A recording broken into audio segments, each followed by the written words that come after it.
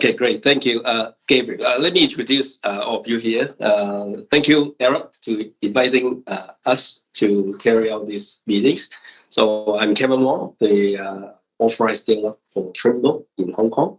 So I invite our headquartered bridge expert, Gabriel, and also Dennis from the Singapore headquarters, and also just come up with Lincoln from also from our Trimble team. So they are all doing bridges using Tekla structure, doing lots of different projects. So today our Vikers invite us. They have some. They do quite lots of bridges design in the past, and they found that their existing tools might have some improving. They want some more to understand, to know more. For example, our Tekla structure to help their workflow. So the existing, we are all will be known with the Revit. So we're doing usually Revit and Civil 3D work together to do the bridge design. Yeah. Yes. So let's bring us to start. So we are recently Hong Kong is like mandating all the BIM requirements, especially like submitting all the drawings as 3D models and generating drawings from 3D models.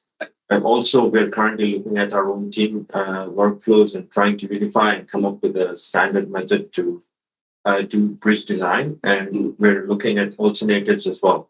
Yeah. So we have a set method right now, and we currently deliver BIM models using Revit, and then we do designs using Midas, GSA. These are the two main softwares that we use. And although the other parts of Arup, especially in Europe and also Australia, are very familiar with Tekla, and they have been doing design using Tekla. So we want to consider an opportunity to learn about how effective would it be if we switch our workflows to using Tekla. What is the possibility? Sure. So yeah, give it you. And I think there is something you like to improve with your existing workflow. Yeah. So anything specific you want to see? Specific as in like something we would be interested in is maybe integrating the design process and also the modeling process. Okay. Design. BIM modeling and also the design. Right. How could it be interoperable, or could we integrate it better so that the designers can contribute more to the generation of BIM models, drawings, or deliverables? And because the design process itself is quite complex as compared to even generating deliverables like drawings and details. All right. Are you also using some like scripting like Nemo, Grasshopper to help you? Okay, good. We have Grasshopper. We have a Grasshopper expert here as well. So how about like we start with Gabriel, a little bit introduction, and also he will show more focusing on what you mentioned about like the workflow, the integration, collaboration, how the design and the modeling work together, and always the alternative way to do the bridge in a more like constructible way in the upstream workflow, so that it could help you to have a better quality deliverable. Okay, so let's Gabriel, you start. So today we have like 1.5 hours. So and then we have 30 minutes Q&A. So let's put it on and focus. 30 minutes. Yeah, an hour and 30 minutes. Yeah, an hour only and 30 minutes. Okay. Right. Thank you. Yes. Yeah. So go ahead and share it. Yeah. We really need to be careful with my side. So I promise I need to be fast, because if you give me 3 hours, I'll take the 3 hours. But no, because what I wish for today is I have some slides. I'm going to skim through many of those slides, and that doesn't matter. You know already about BIM. You know already about the need.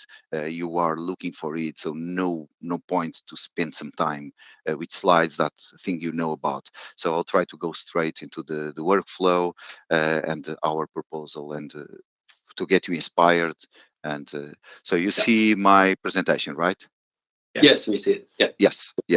Good. So let's go here. So BIM, let's move on about BIM. One question. Are the contractors over there interested in start using the models to support their construction, or is something that is not there yet? It is there. In fact, I think in Hong Kong they are probably more advanced than the consultants to some extent. Right? Mhm. Do you agree? Okay. Using a model for construction. Well, basically, let me share a little bit before you continue. I have prepared a local CKRE, which is actually you are the designer, Aaron and Mark McDonald. So it's AVIJ that they're doing this. So we are actually helping them as a advice and also the bridge model as well to do the bridge digitalization. We try out two bridges. The successful rate is like 80% of the rebar is digitalizing fabricated. So the first trial is only 15%. And then the second trial raised to 80%, which is very impressive. So they will try to do it in a large extent in the next project. Okay. Who's the contractor for CK? Yeah, contractor. Yeah, contractor. Yeah. APYJ, yeah, CKRU. Yeah. Okay, so go ahead. Yeah, because that's part of BIM. Is Yeah. Okay. Thank you, Kevin. Yeah. Just So share. that is part of BIM. Is oh yeah, sorry. Yeah. You go ahead. Okay. Yeah, just share the local experience. Yeah. Right. But I guess in the future it's going to be even more, because the contractors usually is very easy to convince them about the advantages of using the models, and they really take advantage. And the good example is roads, right? They get the land XML file, they put the land XML files into the machines, and the machines they do the rest.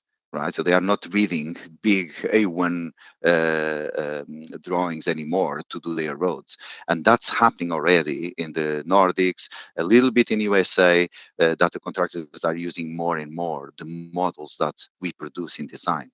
Right, so that is the idea. It's not only to have that fun, to be efficient to the project director, but it's then to give the information to the contractor. Right, so. And that is all because of the data, all the attributes are there and so on. So let's move on about that.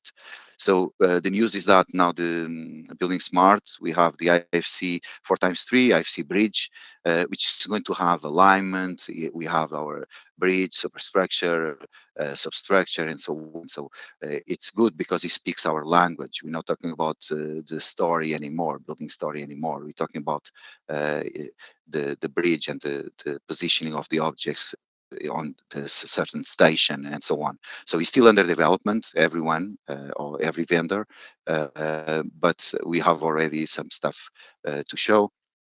And this is one of the examples. So when we have the beam model normal, let me, can I not maximize, but I'll stop there.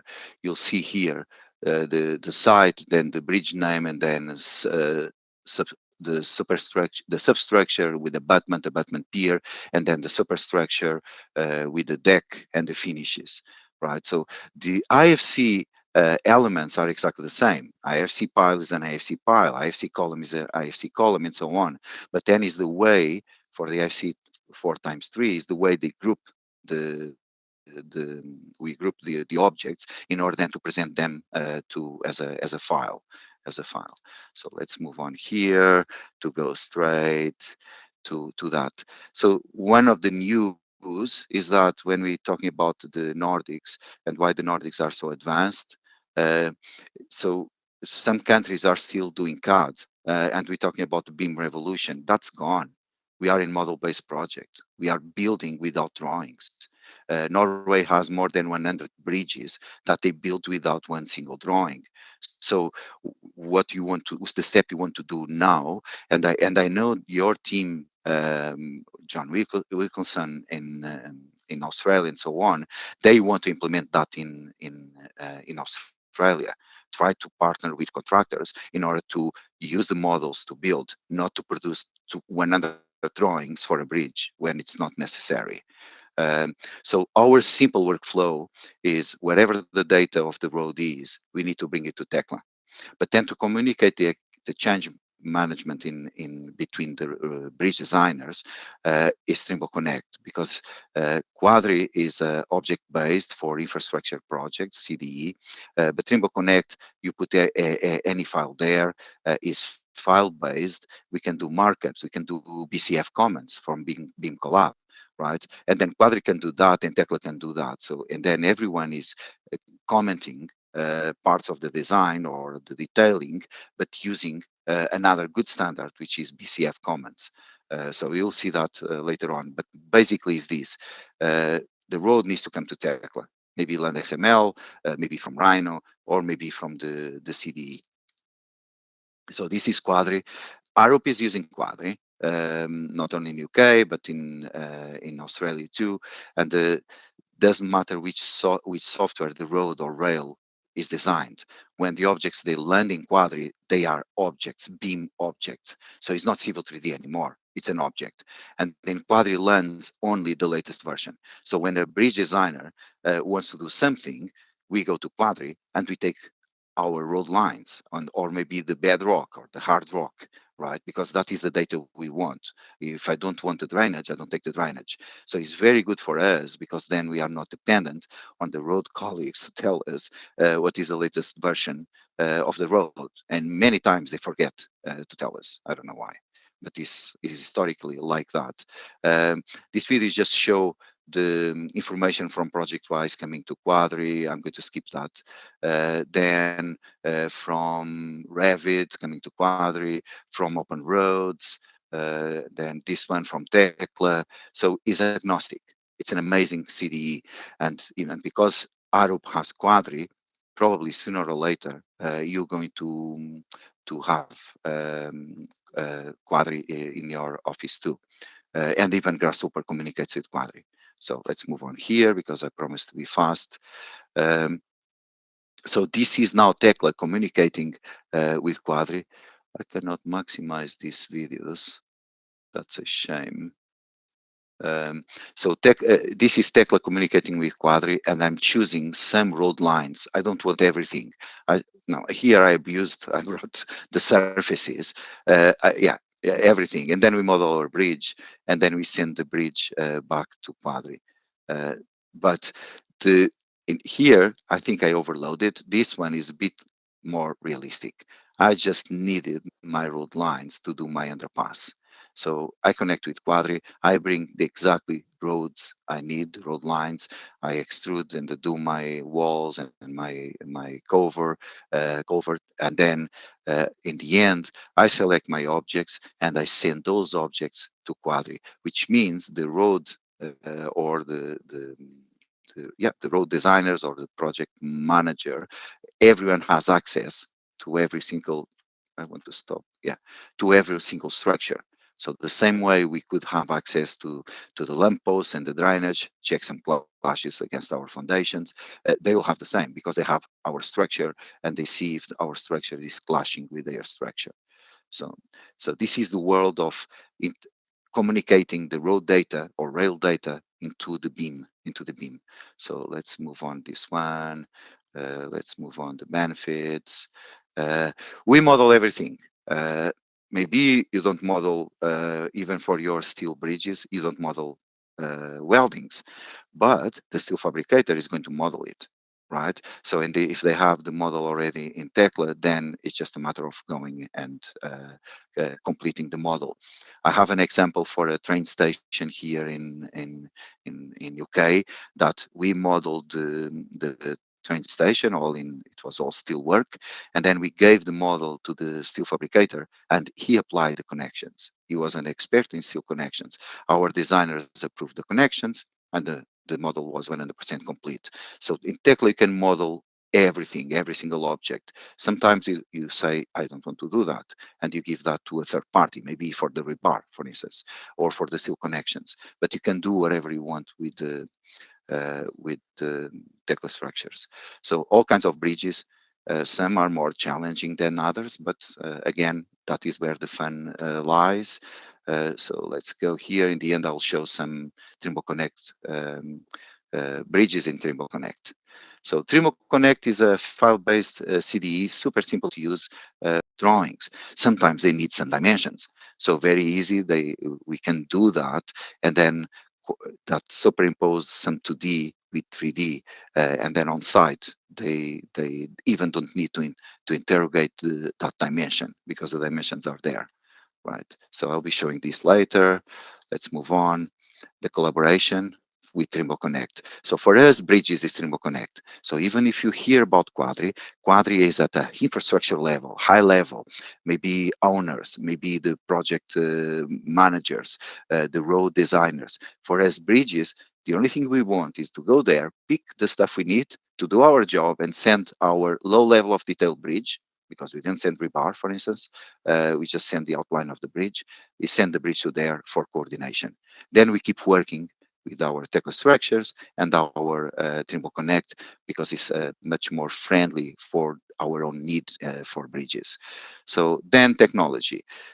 Technology is important because this is a video. Don't play the video. Model sharing is something that we invented. Is It works very well and allows you to have some people, more than one person, working in the same model in different locations at the same time. So, and there is no problem at all with someone being in Hong Kong and someone else being in Australia or in USA. That thing works. And is we don't have even trouble with the client saying, oh, it's not working, oh, something disappeared. And you can save models the moment in time, and it is your backup. And this is all cloud based. It worked very well, this model sharing. Uh, and nowadays, it's quite rare to have one model per person. So it's a model, and lots of people are working the same model. Tekla TEDS is for small calculations. I give the example of retaining walls. So it's quite simple to use, but very powerful and very, very popular. Such vision. So from the moment we create BIM, now we are trying to push for hardware in order to help. Sometimes it's fun, it's just because it's fun, but many of our technology we're using today started like that. And then we start seeing, hey, this is useful. Because after this road is built, someone with the IFC of the model and this site vision satellite antenna with a GPS positioning can just point to a spot and know that there are some pipes and manholes over there, right? So it's outside usage. Laser scan, that is how Trimble started, with total stations, the satellite positioning, and so on. So we are very good with it. And again, we bring the point clouds to Quadri, or point clouds to Tekla, or Trimble Connect. And then we could do the comparing, like this one. I think in the end, we can see that after scanning, we can compare the point cloud with our BIM model and say, all right, this one was a spot on, and then check the as built with even some corrections. On site, they change the positioning of the pipes because it was modeled near the corbel, and on site, they lowered those pipes. So now they need to change the BIM model in order to have then a complete, perfect, as built BIM model. So not the designed version. So this is BIM. So I'm stretching the BIM to construction and then to the technology. HoloLens, HoloLens is more for in indoors usage. And then our robot dog, this is used, this is not sci-fi. They even control this remotely. On remote sites, they give instruction to the dog leaves the docking station, goes to scan the site every day, and then returns. And every day they have the site scanned. So in this is already used, it's not sci-fi. Now, Tekla structures is what matters. So I'm going to do this. This is our workflow. And now I'm start answering your questions. You are very keen to know how can I connect Sophistic or Midas, the calculation FEM model into BIM, because Tekla is BIM. We are modeling only. When we say design, is because of the English language, right? Because we could say just modeling. We model Tekla structures. In Tekla structures, we don't design. But it's not wrong in English to say it's designing. But your design, what you referring by design is here, is the calculations. So how can you do that? I'm going to show the road to Tekla. There are different ways, land XML file or through Quadri, through IFC or Grasshopper, different ways to do it. And then when we model, we can export the IFC and have a combined model, for instance, as you've seen in Quadri, could be Navisworks, could be Trimble Connect, and then we can check the clashes. We create a documentation, and then we push this for site construction planning, fabrication, erection. Probably 50% of our market is into steel fabricators. And then for asset management, there is no one in the world yet using BIM for asset management, but we are nearly there. And for that, they will have the as-built IFC. So they'll have the database in 2D, and then the IFC as a support. Fabrication construction machines, because many of our users in the fabrication side, they even don't use bar bending shadows. They send the files to the BVBS machines, and the bars are bended and are identified, even without looking to the bar bending shadow. And the same for the CNC machines for the cutting and doing all that stuff to the steel work. So inside Tekla, from the moment we have road data inside, we just need to start modeling our bridge. And there are so many different ways to do it that one of the ways is going to be your perfect way. You could say that Arup has the A team, that is a group from Australia, London, and LA. Yes, they are one of the best team in the world doing bridges, in this case using Tekla, and they use Grasshopper and they use API and so on. But maybe you have a couple of bridges that you don't need to use that advanced technology, right? You can use a different way. You can use Bridge Creator, right? And some bridges maybe even you can use just normal modeling, right? Without going through that advanced stuff.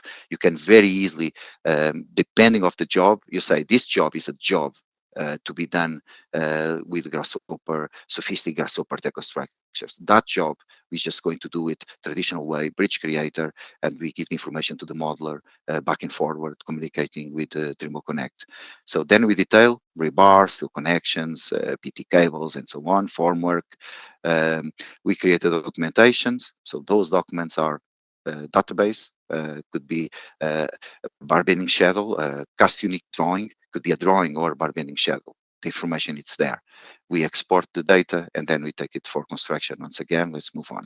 So here I'm not going to spend much time. I'm just going through the slides to give time for you to see some images, to have some contact with Tekla structures. And Bridge Creator, what does here is I have now the road. This road arrived to Tekla maybe through what? LandXML or Quadri, doesn't matter, or Grasshopper, it's there. And now my extension, which is in 2024 is already inside Tekla structures. Earlier versions or older versions, it needs to be downloaded for our Tekla warehouse. Warehouse is where you find lots of extensions, lots of stuff very useful, and that stuff is for free because you have access to that. You install it to Tekla as an add-on, which is a very nice way to see things. What Bridge Creator does simply is reading the road line, defining a cross section, defining the start end of that cross section, putting some objects on top of that if you want, or on the side if you want, let's say lampposts or the barriers and so on, and then extrudes the cross section. And that is what I'm going to do here. So I read the road. Now I have my cross section constrained to the road. No worry at all with the super elevation because my concrete is going to follow the road lines, and then I extrude my deck. So now I start doing the bit of the abutment and constraining points and so on. So all the bridge, and in the end I'll show one model that you'll see how advanced we could push this bridge creator. It's not Grasshopper, but is already quite simple, but can do quite advanced stuff here.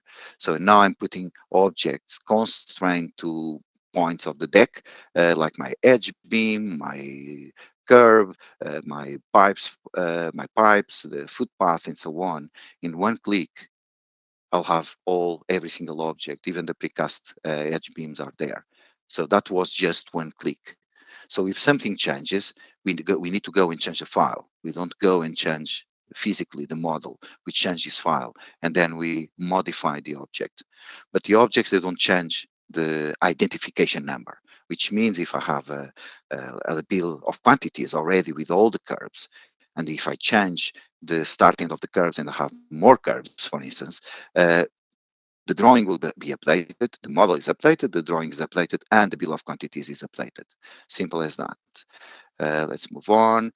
Grasshopper component.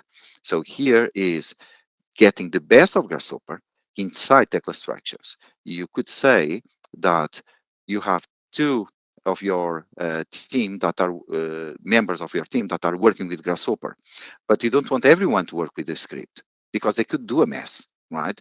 So the script is done, and the only thing that you need to do is to use the script inside Tekla structures. So let's just show that. So I'm loading a Grasshopper script, and now I'm going to click there, and I have my precast deck cut through with the proper rules, which are very complex, but the the the object is a Tekla component. The maths for the geometry for the trigonometry that comes from Grasshopper, and I'm not even touching the Grasshopper script. So you could very easily, even if you ask support from John's team, they will give you a script, and you can even not touch a script. You just load the script, and in this case is what I'm showing. I'm placing my precast segmental deck, just manipulating a box that is reading a Grasshopper script. It's a very nice way to work. So if the script then is not working, someone is going there, fix the script, and then the modeler keeps working this way. Or, of course, you can go you can go straight and open Grasshopper, have Tekla, and then you work into these magic boxes, and everything you do there, Tekla will react almost immediately. Depends how complex the bridge is. But this video wasn't accelerated, so in Tekla is moving the spans because I'm changing the stations for the start and end of the bridge. And now in this case, I'm forcing the super elevation. So could be the geometry of the deck, but could be the rebar, could be the positioning of the piers, could be everything. So in this case, this bridge, everything is parametric control from those boxes. But for this one, you need to have the script opened, unless then you prepared all the script into be open inside Tekla, which you can do too. So it's a very simple stuff, but now we go into more complex. What if you are using Sophistic, which I know is a very good software for calculation of not only bridges but for bridges too, but because Sophistic has components inside Grasshopper, and you know already that Tekla has components inside Grasshopper. Why not join those two? So here a bridge that I'm not modeling anything from Tekla. So is everything controlled in Grasshopper, and Grasshopper is connected with Sophistic. So when I change something in Sophistic, so I could change the Grasshopper that influences the Sophistic calculation, but at the same time influences the Tekla model. So here some Sophistic decide the video is mirrored for some reason. I'm sorry about that. But this is the bit of that controls Sophistic. And now the other part controls the geometry of Tekla, and then this last bit controls the rebar in Tekla. But if I decide to change the span, the Sophistic span will be updated. The positioning of the bearings, which are called springs, they change positioning, but because it's controlled from Grasshopper, updates Tekla structures, the positioning of the bearings in Tekla structures, the positioning of the abutment in Tekla structures. So this is the workflow that probably you are more interested on. So Grasshopper controlling the FEM model and the beam model. So, and I changed the parameters. Let me stop here. You saw the bridge, how it started. I just changed that was built with the support with the Sophistic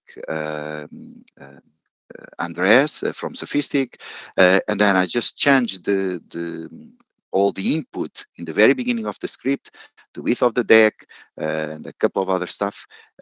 And then Sophistic was updated, as you've seen, and now Tekla Structures was updated. And having the rebar there, of course, then the rebar is updated. So let's see now. I'm just going and show that. So, and we know this happening already for many years. What I could say 6 years that Sweco and WSP is using this workflow. But they had their own components, and then Sophistic developed their components for Grasshopper. Before you ask me, because everywhere I go, everyone asks me about that. What about Midas? What about Lusas? What about CSI Bridge? Yes, make pressure on those guys. Midas created something last time I checked was rubbish, but that was last year. Maybe now they improved because the clients are asking for this. So here I'm going to stop. They are asking for that. I heard that there was someone trying to connect CSI Bridge with Grasshopper. So those companies, they need to do their job. We do our job, that is connecting Tekla with Grasshopper. They need to do their job of connecting their software with Grasshopper, but it's on you to make pressure on them to do a good job like Sophistic did, if you are interested to use Midas, for instance. So this is another example with Sophistic Grasshopper Tekla, but now with some still work and still work connections and cross bracings and so on. So again, here in Sophistic and now in Tekla. And it's the same idea. If I want to change something, I change in Grasshopper, and both models update. So this is all. I didn't model anything here in Tekla structures. It was all controlled in Grasshopper. And the beginning of the script is the input that is common. Good example: abutments. Um, Okay, even if Sophistic can model the geometry of the abutment, many times you don't do it. So you have a plan with the position of the springs, with the foundation level. So that is exactly what I need for Tekla. Tell me where the bearings are. Tell me where the center line of the abutment is. Now I can build my wall. I can build the side walls. I know where the foundation, top of the foundation is going to be. I can build my foundation. But if you engineer decides to change the positioning or the height or something on the abutment, you change in the beginning of the script. And my Tekla script is all connected depending on that. So it's simple. So it's not rocket science. And here is not, this is really fun. It's really fun to do this way. Right, let's move on because I want FC4, we have seen that. Point clouds in Tekla, we've seen that. Setting out point, we need to move the bridge near 0, 0. Revit moves the 0, 0 near bridges. We do the opposite. And then every exchange of information, doesn't matter which CDE you are using, is always spot on. So it's not a big deal. We always, you are covered with the real positioning of the objects. So here some modeling, some intelligent or not intelligent parametric cross sections. For instance, a pier that you say we have 10 different piers, but they all obey to this kind of geometry. So you create a cross section, you put some parameters there that you can change. And the Y-beam is a fantastic example. If you don't have the profile list of every single Y-beam, you create one, you put the dimension, and then you can edit those dimensions on the fly. That means you have every single Y-beam. I would still build the library. It will cut the human error, but not for a peer like that. So we model in Tekla like Rodin, right? We go with a let's say this is the main extrusion, right? And then we go to add objects, and then we work with phases because in Tekla we model as we build. If this is phase one and that is phase two, if I do a cross section there, I'm going to have a line, which is a construction joint. If this is phase one and that is phase one, if I do a cross section there, there is no line because it's the same concrete pour. Simple concept. Steel bridges, rebar. There are 4 different ways to do rebar, which covers you, and some are ideally for some jobs, like let's say a pile. We have a component, select the component, select the object, change the parameters. That's it, simple.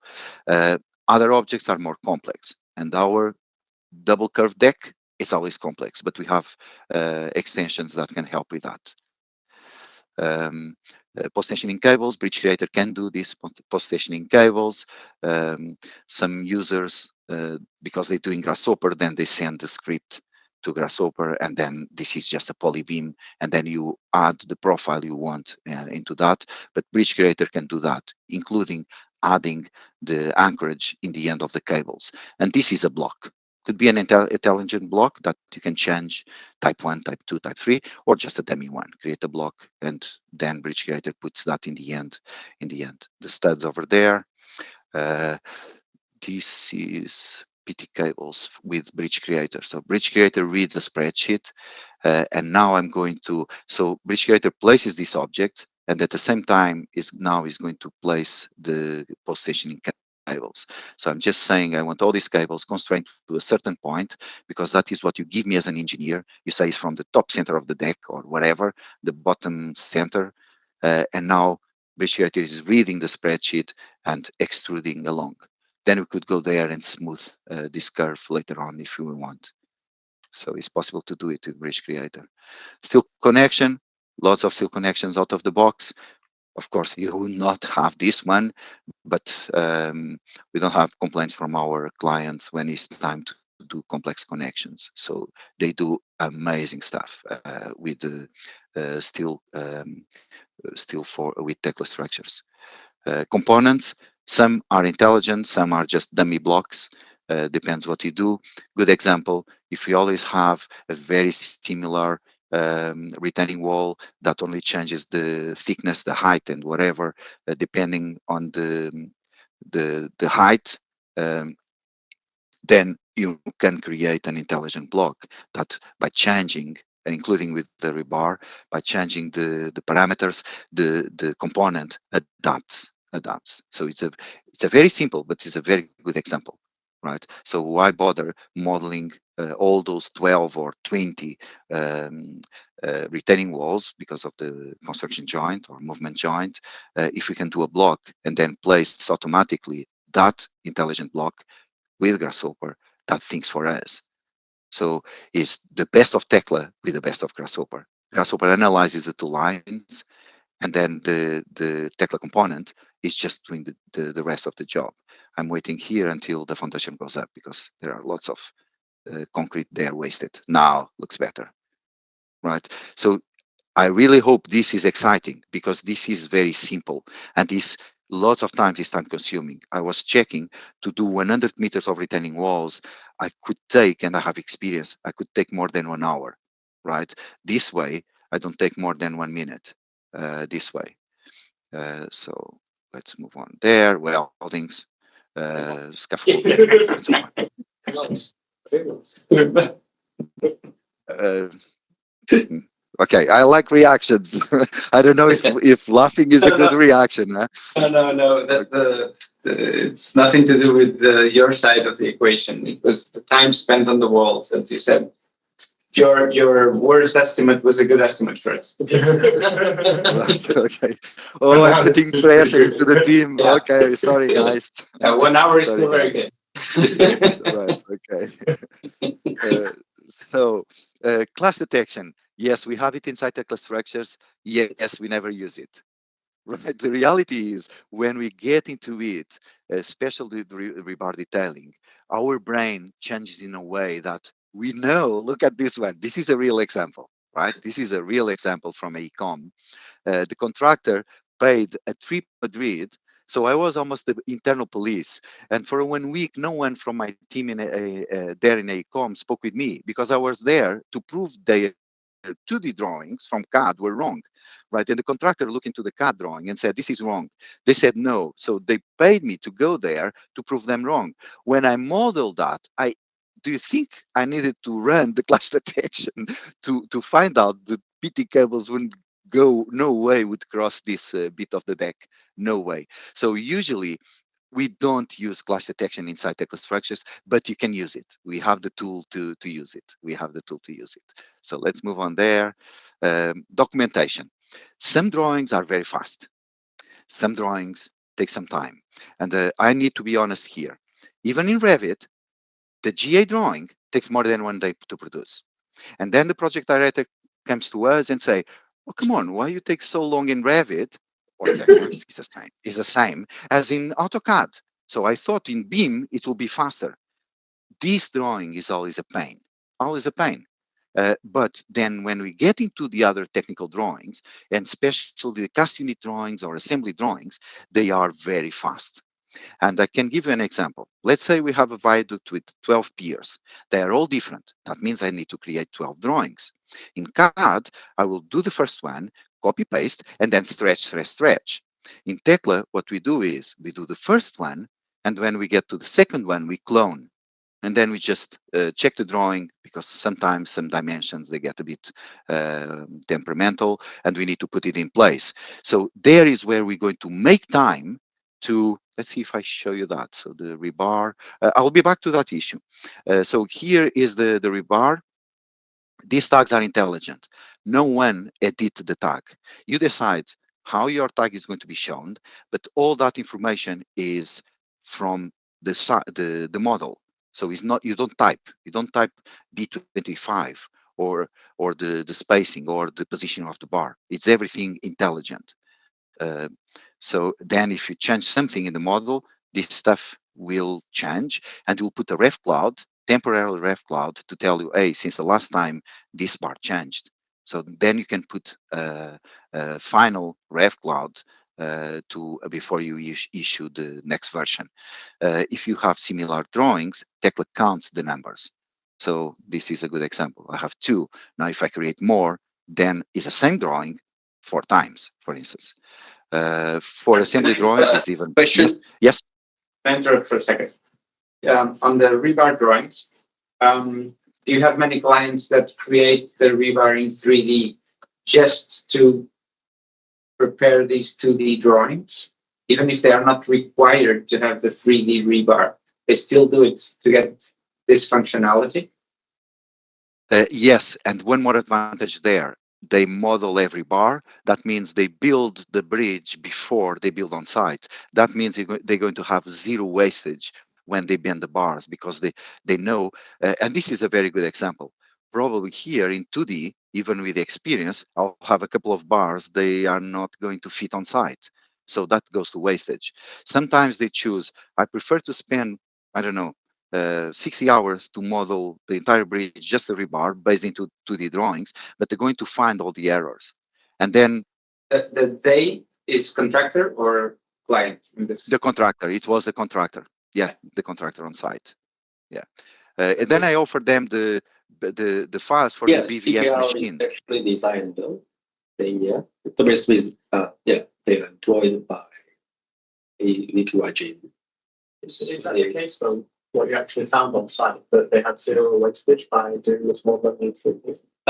Yes. Actually, they prevent some risk in the field, forecast risk on the site. If they do this following the drawing, they will have something unexpected. But but what's the actual outcome for the CKR example? They asked us to model it with zero clashes.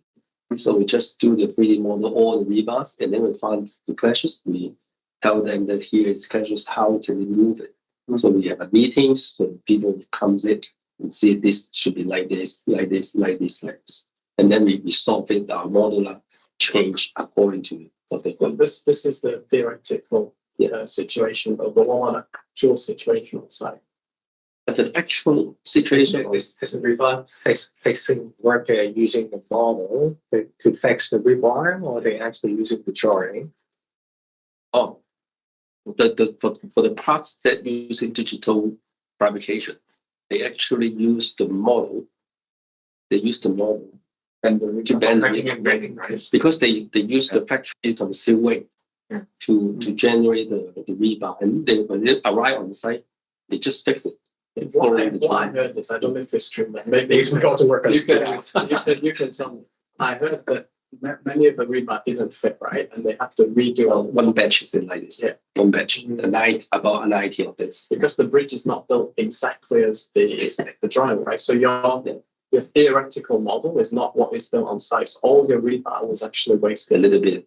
Yeah, the first batch is because they learn a lesson from that, so they measure it. They do So then do some, they have to redo the model based on the actual? yes, a little bit adjustment. Like, Yeah, also like for the C shape one, they need to do this. That could eventually happen even if you do that. if you do line rebar bend because of the tape ends, Not usually. But they sacrifice. They need to like one side. They need to do those ones, like workers. And now they're mass production, so it's kind of different.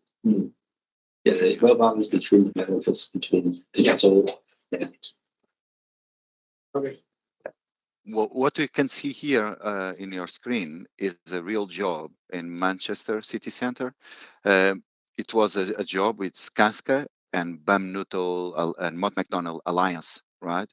So, and we did all the rebar for these 7 bridges, right? I asked in the end to Ed Proctor from Skanska, I asked him what was the wastage for this job. And you can imagine it was, so the rebar for this one is not there, super complex. We had here lots of complex arches and complex geometry, not one single parallel face, things like that. And he told me wastage, it was zero. It was zero wastage on this. Uh, because that's the thing when we going to in if I was doing the 2D drawing of this area, I'm pretty sure I would model in 2D some bars that they won't fit. Even modeling in Tekla, you have these clashes. That's not a problem. This is a soft clash, right? Is much what we check is the U bar, is the B leg that matters when it goes to with the top T1 in B1, for instance. Uh, this was a zero wastage. And that Qatar job was exactly the same. They didn't want the BVBS file for the machines. They said, oh, we have 2,000 guys on site. They bend manually, right? Yeah, but that's another situation. They didn't want wastage here. They wanted to make sure that every bar was going to fit, right? Even if when we model, and this is a very good example, this is not a big deal when we model because this is the same group, but we know this bar is going to be, of course, on the other side. So this is still we still can do some modeling with some clashes, but I'll show you not this one. If this one was clashing with that level or the other level, we need to change. That is a hard clash. That is a hard clash. If we go longitudinally, this doesn't matter. We know it's going to fit. We know it's going to fit. So that is why some contractors they say, all right, we have the beam model or the 2D rebar drawings. Let's just model the rebar, and then even helps them to assemble the rebar because they see on site more young people they have on site. They don't have experience of reading complex drawings, and that is why they go through that route, right? Um, now, assembly drawings it's even better. Because for steel work, because they decompose the entire bridge, and so all these details are very small, so very easy. They can clone. They can clone. If they do that one, then the following ones are cloning. Uh, this one is cloned from that one, and so on. So it's different cross section, but all the dimensions and the tags they will be copied to the new and adapt to the new situation. So there where is where you can save time to compensate the extra time you spend into 1 or 2 drawings, especially the GA drawings. Um, the cloning here, this is the settings. Good settings means then good drawings. Abutments is a very good example. They are all different, but they're all the same, right? If they obey to that rule usually. And I just going to speed this video here because now I created a drawing. I'm changing that and I'm opening the drawing again, and the drawing is going to update and tell me with the ref cloud, you see there in pink, the ref cloud is going to tell me that changed. I think I'm going to zoom. So now I'm going to copy and clone the drawing. So and then I have a smaller object. They need to be the same family, um, different geometry. Now the drawing's done with one click. Maybe I took 1 hour to do the first drawing, but then all the other ones will take just 10 minutes, right? So that is our proposal to to reduce the time spending doing drawings. Bar bendings are read from the model, so you don't edit the bar bending. You edit the template, right? You do whatever you want with it, and then all this here is automatic. If you don't like a dimension there, you need to go and change the bar. You cannot edit. You could, but you shouldn't, because that's not BIM. Reports and import-export. Yeah, in theory, you can do the construction planning task scheduling inside Tekla. Is more for EQS, and then complex shapes. And that is why when we look into our competitors, we know our competitors cannot do that. They cannot do that because we're talking about complex stuff. And we in Tekla, we are used to get the complex. Oh, they're using Revit, but now they cannot do that bit of the job. It always land up in my desk, my team's desk, always. If it is complex, it's for the Tekla team, right? And then Mott McDonald start asking, why are we not using Tekla from the beginning instead of just using Tekla when Autodesk or Bentley are in trouble, right? And they start doing that.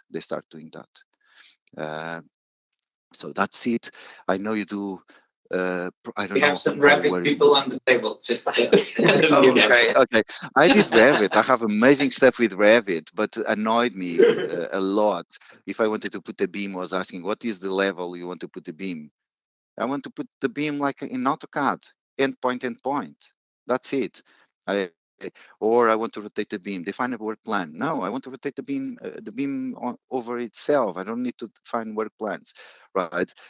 But again, and then the rebar, right? But again, I did beautiful stuff with Revit, even with Bentley. I respect that. It's just Tekla structures is better, right? So it's not perfect. It's not perfect. So I don't know if you worried or we have the carbon calculator extension that is quite cool. You can then look for some videos on internet.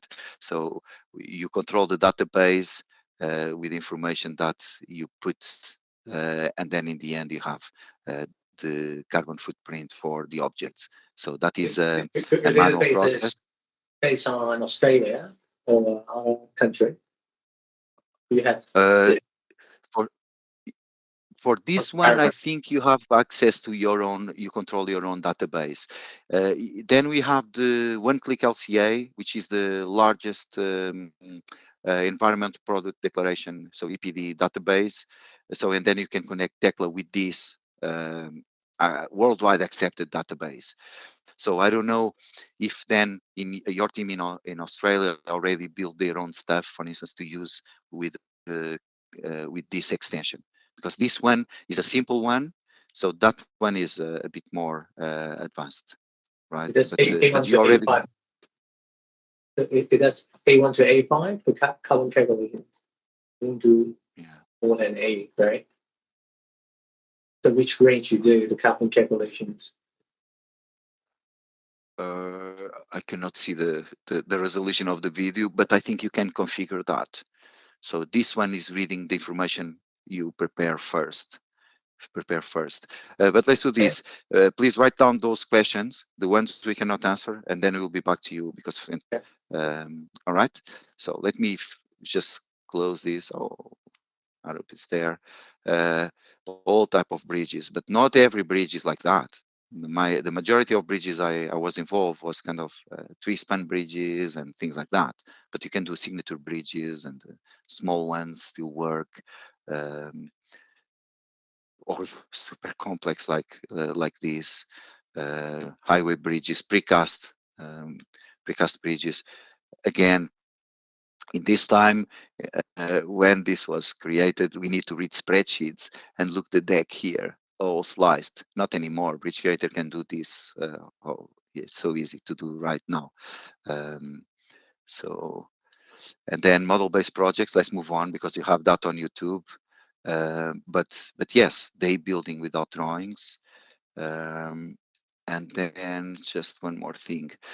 A long way this is not my presentation. Nice to know. Yeah. Nice to know the. The reality is something different. I heard. One other example is because the bridge taters, they cut all the rebar right to size to taper, but then it was all shifted. So as they laid out the rebar, it encroached into the cover all the way down, right? Yeah, So to like they this. have to basically have to retake up all the reinforcement and then redo it again. Yeah, so one of the instant is like they have a perfect curve. Yeah. Because in Tekla you will provide a perfect curve for length. Yeah. So every single link is like only 2 millimeters difference. Yeah. So in the site it doesn't work. So actually you need to do it like a staircase. Yeah. Yeah, group it like 5 things into one batch. Ultimately, the guys they gave us a presentation because what we get from our site guys is the real thing, right? That we can That's right. Right? That's right. So the designer will be knowing more from the site construction, and then when you design this, he will be helping you together. And the upstream and downstream together. Using the software is quite helpful. Yeah. Okay, and I'm Do we have some practical question, right, on how, so for example, right, we always talk about a bridge and then trying to take a section. Yeah, we'll ask this kind of we'll ask them. Okay. So can we see like if you have more examples on like a general arrangement? I think you showed one already with creating a general arrangement drawing when you talked about documentations, 2D drawings for a long bridge. Right. How easy it is to convert it into a simple elevation and a plan from a 3D model. Right, drawing example of Once you have a drawing. 3D model, how easy it is to go from that to a PDF. Long chainage along the log profile. Yeah, for example, one of the typical Wall as well. challenges that we see with other software is doing an elevation of a bridge that we usually use, either a pure elevation or a cross section along the axis on a curved bridge with skew bearings. How does Tekla treat that situation? The heavy, Right. heavy crossfall and But in the bridge world, we always show the bridges stretched along the alignment, right? In that elevation, we always do a longitudinal cut along the alignment. It's like projected. It's we are flattening a curved line, right, on a 2D drawing. And of course, not all the software treat that situation very well. Can't, right? So that's why we use a mix of software, right? We use Civil 3D to produce that kind of drawing. It can do, but Civil 3D has its limitations as well. So we would like to see how Tekla solve this problem. Any model generate 2D drawing for the profile. You see what I'm saying, Gabriel? Yeah, of course I know, because that is the most difficult question I always have, right? So I will answer that with again with the maximum honesty. Let's say this is a very good example. How can we do a cross section like that, right? So we come from 2D. We come from 2D. So that longitudinal section, it's a fake. Is it is our interpretation, but it's nice to see, because then we check the span from there to there and so on. Correct. Right. In BIM is way more difficult. What about if there is a cultoid? So we have an extension that can analyze this and put views side by side in order to have this longitudinal cross section flattened, right? But there are some perks to do that, because then we should so to send that to CAD and bring it back to Tekla in order not to have so many windows, and then we could put some dimensions there. But then it's not BIM, because if the model changes, that elevation is not going to be updated. WSP solve that in a very simple manner. They say, we do everything, we take all the advantages from Tekla structures. That elevation, someone goes to CAD, draft the elevation as always, and then we bring it to Tekla. That's it. So that is what they do. So I know one software that can do that, because that software is 2.5D, is not 3D. They do it in 2D and then they show the 3D. So no wonder they can do that. But even Revit struggles with it, right? So for us, this one, I have no other chance now, apart from using the extension that's going to analyze that, put maybe 20 views side by side, and then you have that flattened elevation. But then to put dimensions across those windows is going to be a challenge, which means I need to send to CAD and bring as one, and then manually I need to put some dimensions and even type. But again, that elevation will have the dimension, maybe the station's information, some levels, and so on. So it's not that time consuming. But let's assume here today that is our handicap. It's not, we share that handicap with Autodesk, but that is our handicap. So we don't have many, that is the one. So who has that is doing Revit, right? No, it was No? me, but But it's a struggle right. that I feel with all It with is. all the Revit It is. projects. Yeah, and also with the walls as well. Retaining walls is curved, we need to elevate it, it's the same problem. Right. So if it is just one curve, Tekla can do a view in curve.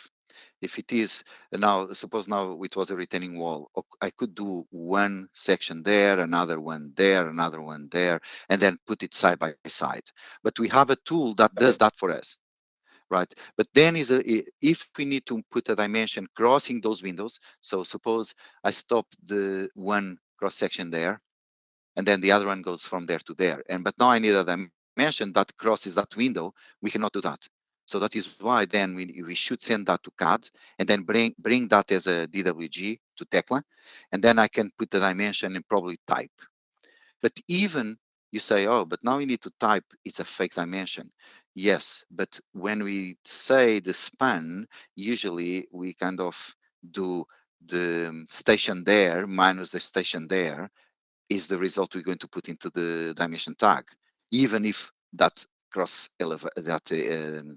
flattened elevation dimension is not exactly that. We type. So it will be inside your BIM project, the only part of a drawing that's not BIM. If you have a situation like that, when you have straight ones or simple curve, it's not a problem. Okay. The other way we do it is if we have this model in Revit, we'll put it into Rhino using Grasshopper right inside of it, okay?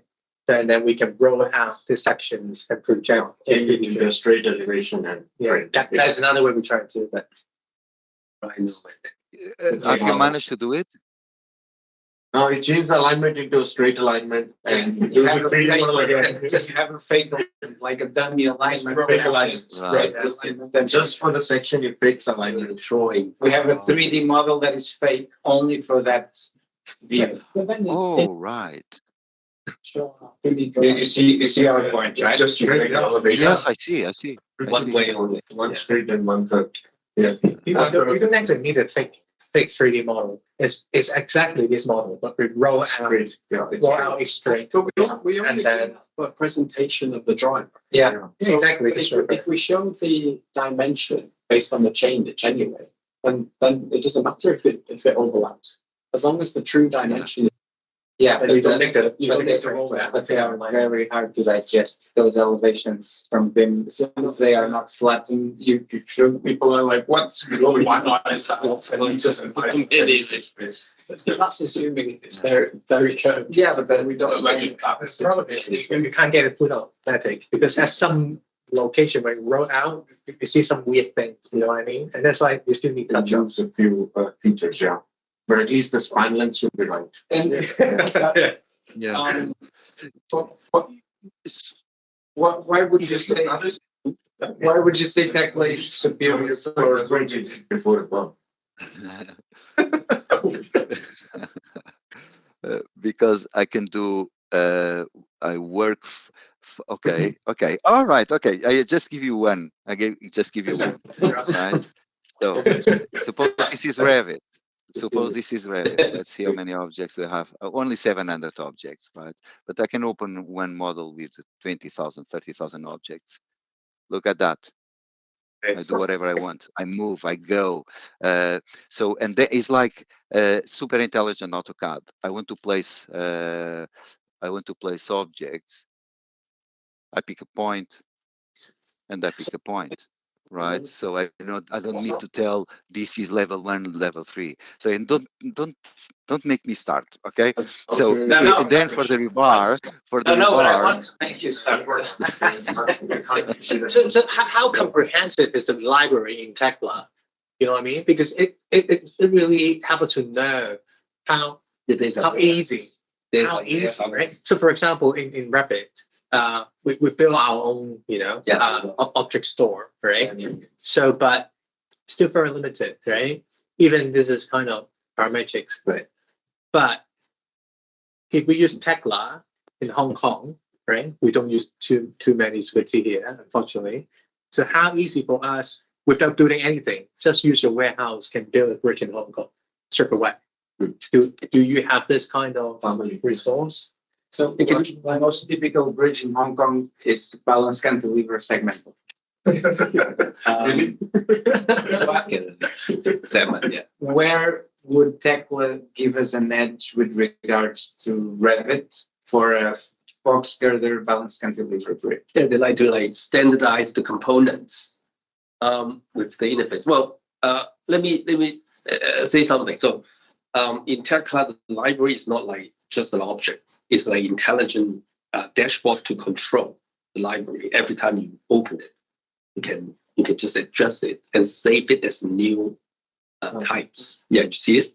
It's more or less an assembly, isn't it? Yes, and this all can be customized for your own in-house library. In case you can standardize it for the next project if you have done the first project. You have a parametric library. That's right. Yes, correct. And the interface is also can be customized. So let Gabriel show. The extrusion is exactly the same as Civil 3D, right? So that's why for me that's not much different. But what I'm interested in is I can extract the bridge, right? But how we add those components, which is not extrusion, right? Those are the object types.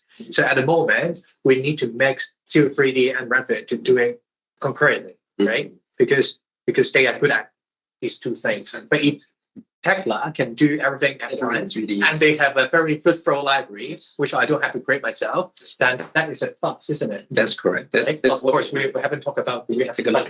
But it's nice to know. Yeah.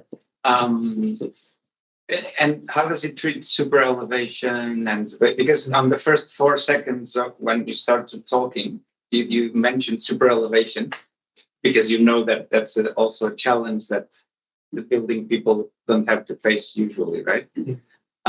What is the edge of Tekla for that?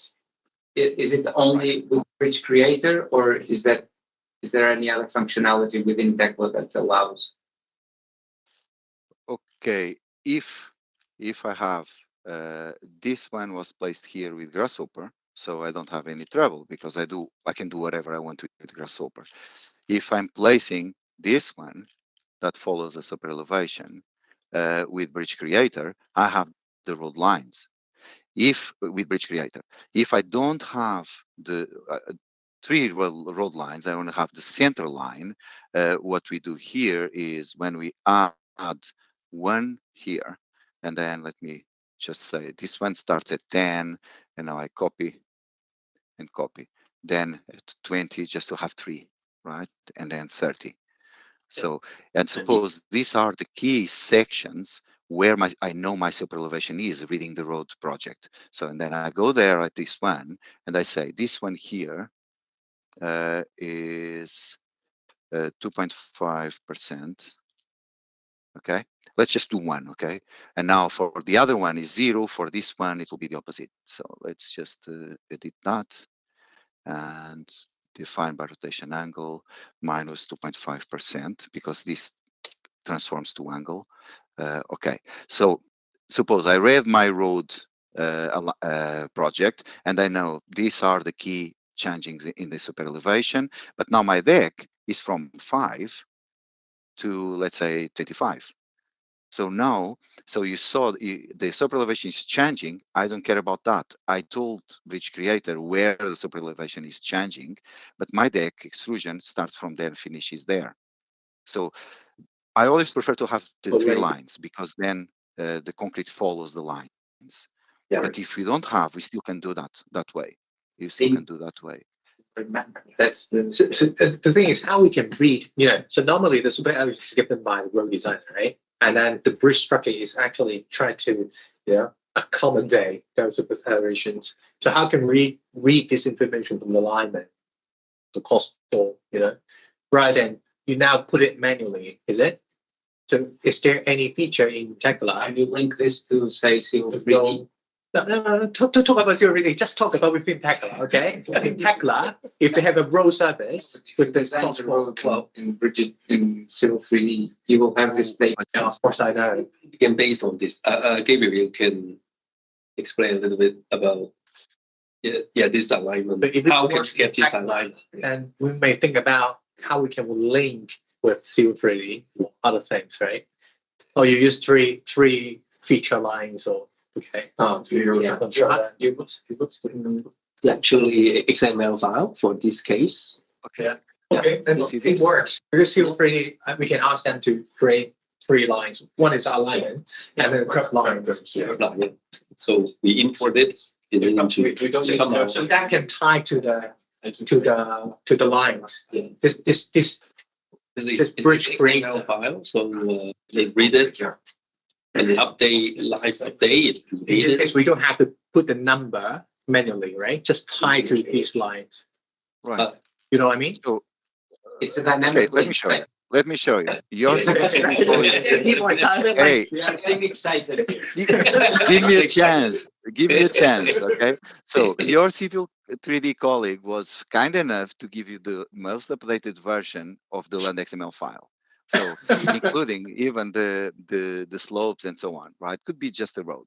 Okay. So the first thing we need to do, let me close and open. The first thing, so this is just a reference file there, but Bridge Creator needs to go and read that file. So usually I have the file there. So it's called row 701. Okay, but I need to be in correct project. Just a second. Segment, yeah, it is.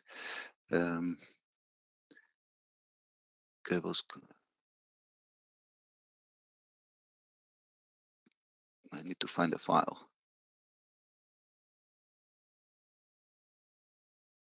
Road 701.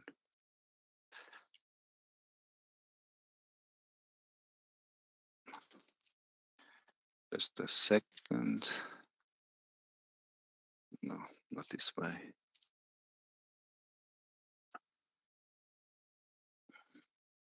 So this is under viaducts.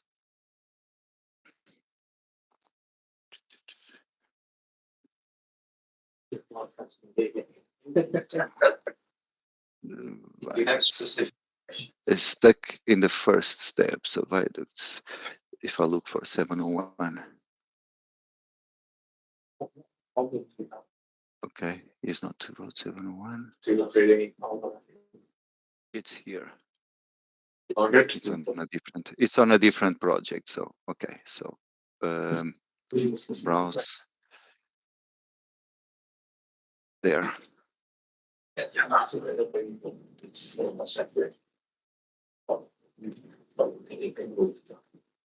Oh, South Devon link.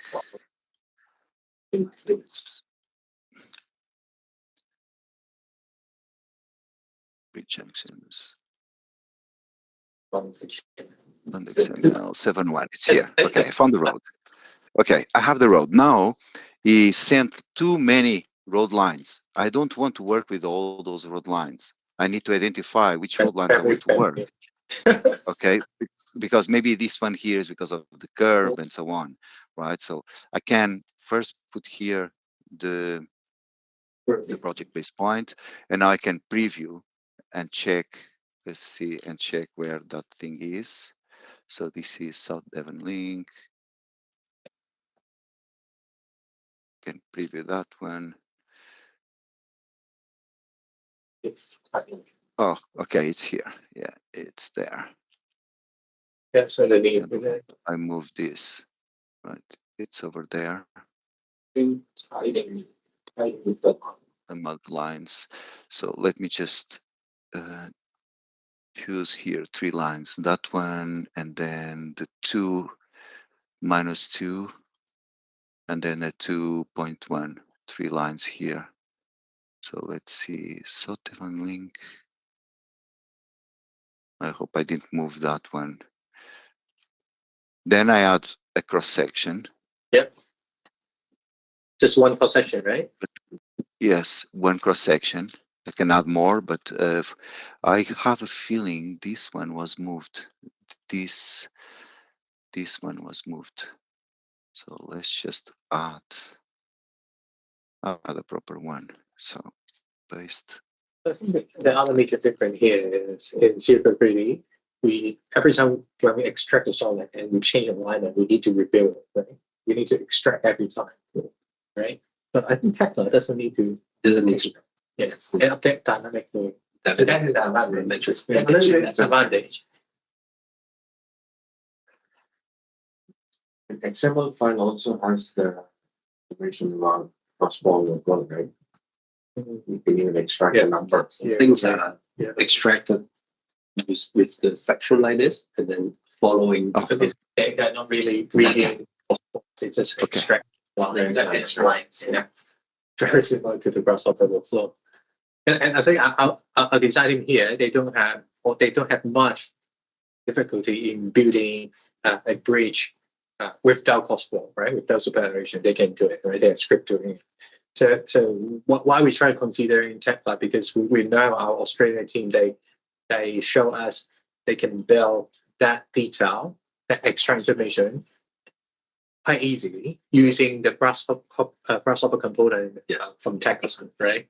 And that's why we want to see how we can just take a little bit effort and we can build that 3D model with all the details. Yeah, that's the way. So now they're using the bridge creator. And the other way you mentioned is they're using Grasshopper, which is Gabriel showed at the first place. There is a bridge with Grasshopper, so everything control Trying to bring to the line. Yeah, but that's not correct, right? For a segmental bridge, the whole segment rotates. Yeah, but I guess it depends on Gabriel. I'm suspecting point 3 and 4 will be kept constant, and the other ones will be following the edge lines, right? Yes. Can we also say that we want the whole, for a precast segmental, we would rotate the whole segment? Yes, but for precast segment, it was the other. It is the other bridge. This one is cast in place segmental because it's based on extrusion. So if I want to show that, I will open the other model and I'll show with the precast. Finish it first, and then show the precast. Yeah. Right. Okay. So I have already one cross section. So now I don't know where I should put these. So we could go here more. And now let's browse to the same place. Five goods. Bridge junctions is here under land XML. No, resources first, sorry. Resources, land XML is this 7.1. Right. I want to convert that one to show you something cool. Convert that. And now I go to more, manage, draw stations on alignment because I don't know the road, suppose. So now I have the stations, and let's see, I want the road from the extrusion from 150 to 190. All right. So now I close this. I say here the key section. It start in 150, finish 190. I give a name. Yeah, but can we The do material. See 50. It's not The glass. this? And now. Because they separate. This one reads there. And now create. So now my deck. This is the most simple thing I can show. My deck, I don't care about the super elevation if I have the land XML file. Okay, because it's following the road. It's following the road. Right. Then it just says that initial and final station, right? And that's it. About the bridge. Yeah. The reason it's good is because the alignment between the person when it's really right. I did it so that you get sold and I'm only something like Okay. Or- Yeah, You Do you want to see precast? Yes, please. Yes. Yeah. That is our most common. You need to We separate. have in Hong Kong. Because I don't know how to work in Revit and I don't know how to work in Tekla, but from the outside, when I see Revit, I see it very much based on grid lines, on a building mentality. Because this building off And- for buildings. Yeah, exactly. But we work linearly. We always think like this in bridges. So and that's what I find it challenging. You find challenging what? Tekla? And With Revit. But Oh, it's right. very, it's I need to see who is talking. it's me. It's Who said Ricardo. that? Ah, Ricardo. Okay, thank you. Thank you. I don't know how to work with Revit, but I see the challenges of people working with Revit in bridges. They tend to be the grid line mentality of Revit because it's a building mentality in the software. It's a building software. Yeah. Everything's a workaround in Revit to make it fit bridge structure. Yeah, And that's why at the moment our internal approach is mixing Zero 3D with Revit. Yes. So Because it's a linear software. there's still a lot of problem because in particular when we produce the drawings, right, we need to combine two software together. And that's why if Tekla can do everything in one go, that is an option. Do for sure. We used it about 3 years ago. I used it on a footbridge project. So Arup Hong Kong has it. So it wouldn't be a matter of That's global. global. We have global license. And now, I'm not sure if you know that treatment changed to named license. So everyone can sell to not necessarily attached to global license because you can apply the funding in Hong Kong or CITF if you buy it in Hong Kong. You just pay for 30% and government pay for 0%. So that's what. One thing, just an internal thing, right? All Hong Kong government, they don't use Trimble Connect or anything like that. They only They have use it. They do? They do, yeah. In Highways Department, they told us they can only use the one we set for They will say it explicitly once you Work interest. Highways, ASD, DSD, or use the tool connect or CD. Just like for the They use it in 360. Yeah. I mean, not internally in their headquarters, but in the projects. mainly contract. Yeah, many contractors they propose Trimble Connect in 360. But you can understand the client involved mostly in the design period. In that stage, they prefer, unfortunately, they prefer Autodesk, and that's why they will have this subtle request. But once they enter to the construction stage, they don't get anything much. So the contractor propose what they use is just okay. It'd be a challenge to use that one. Can be, but if we have sufficient justification to improve our work, then we'll push it anyway. We'll always do this. Actually, highways has the My question would be, can we extract this data to another platform that highways are not familiar with using? They use IFC, right? Yeah, this is on I've seen then. And listen, actually, my other questions, IFC is good to one-way communications. You share this model for us to read the data. But the problem is, there's not two-way. It cannot be going back. If I get your IFC, get over to the next stage, I cannot add it. I cannot do something on top of it, right? Yeah, I understand that for collaboration, most of the time they use the IFC to where. So it's a snapshot. Yeah, it's just a fixed data container, a static container. Right? And that's what some of our clients actually, for example, airport authority, they don't prefer you use different kind of software and through all the supply chains. Yeah, it gets frozen. And that's why they choose one software and they can use from the start to the end.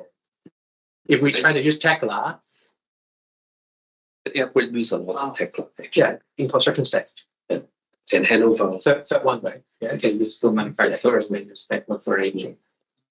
So, and they One of the common comments we get, right, is that the bin model or whatever we produce in the design stage cannot be used in the subsequent stage, right?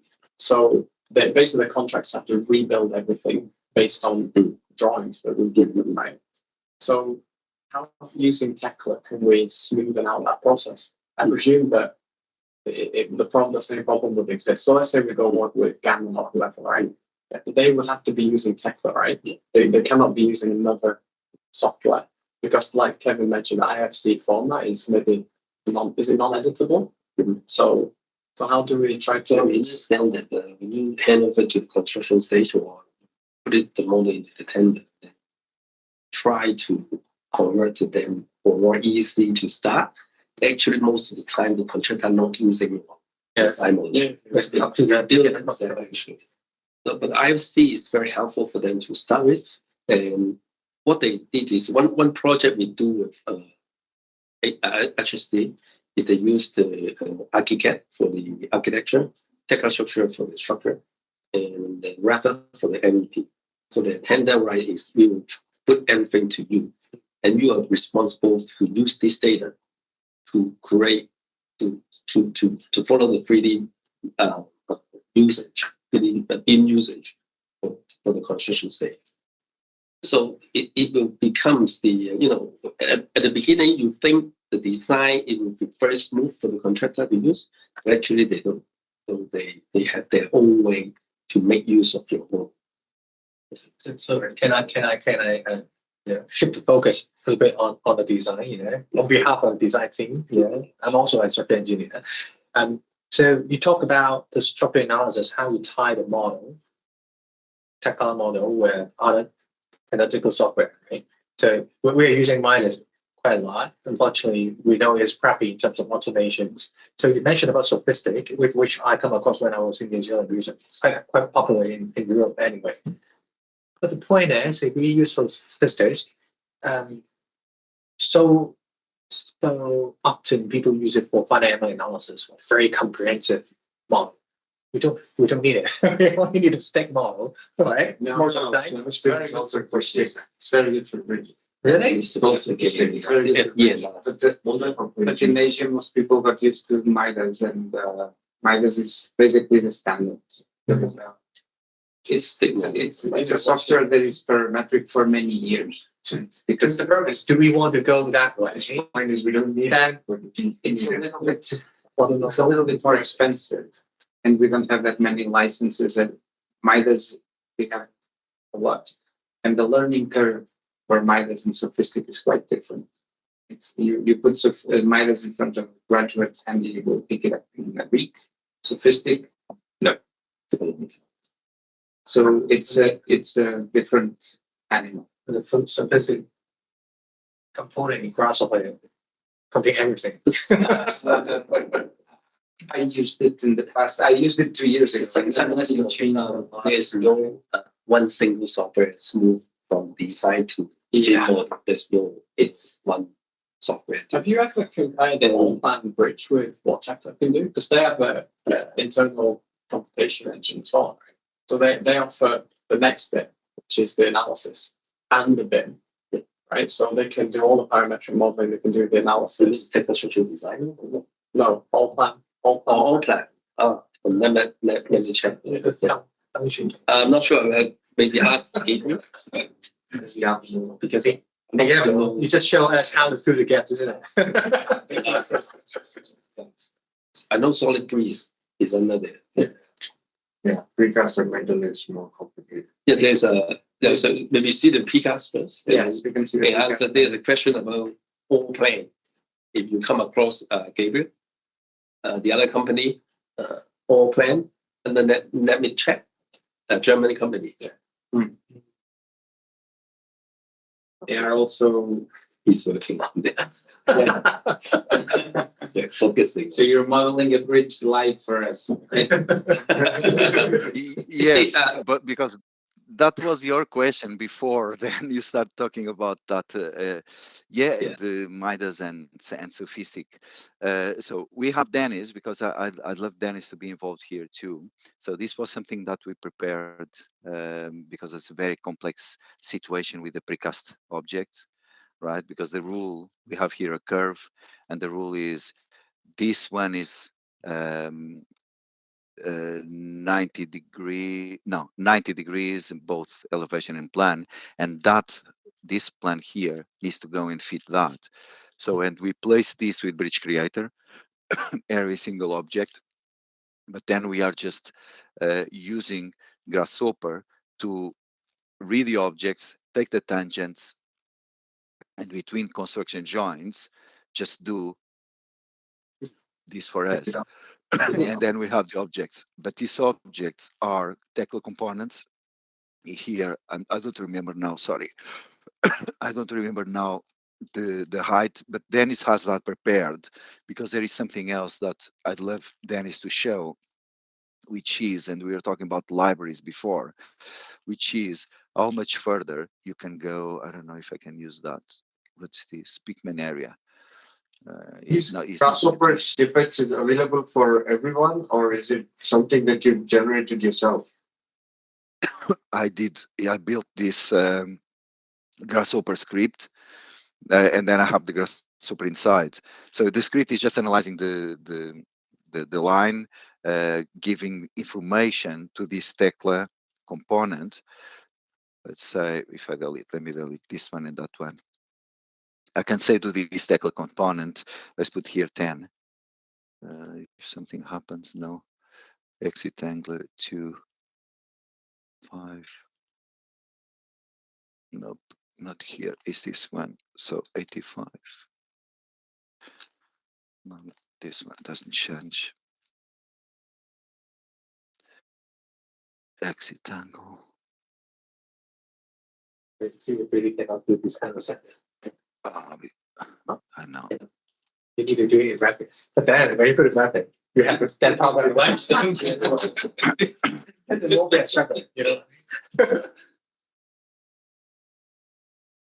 Definitely, I changed it that. I need to explode this. So definitely more suited for I bridges. don't know why it's not changing now.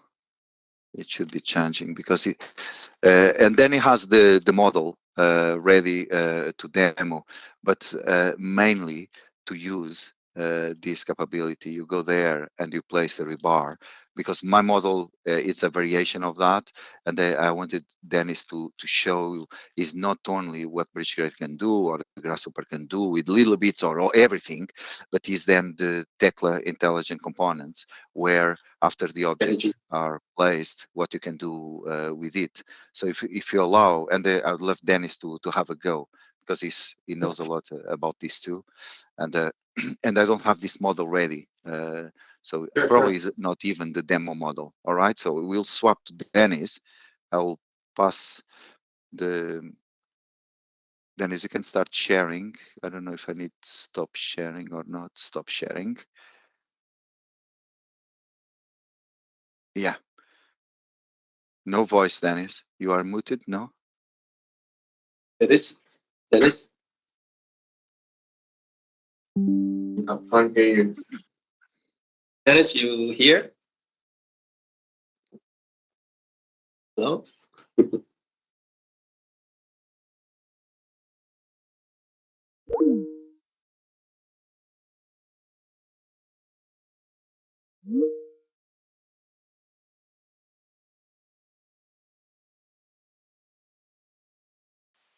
Sophistic learning curve is more difficult than Midas. Hello.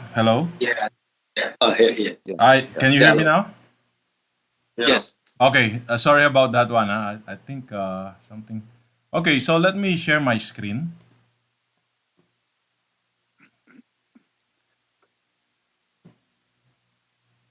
Can you see it? Yep. Yes. Okay, so you can see the Tekla structure, right? Yes. Just hold on. All right. Okay, so basically, Sorry. No, not now. Not now. Now you're sharing. You share your flight, oh, sorry, your sorry, flight schedule. sorry, sorry about that one. Okay, It's fine. just hold on. Sorry that you see my flight schedule. Or Yeah. Doing it. where is that one? Okay, there you go. All right. How about this?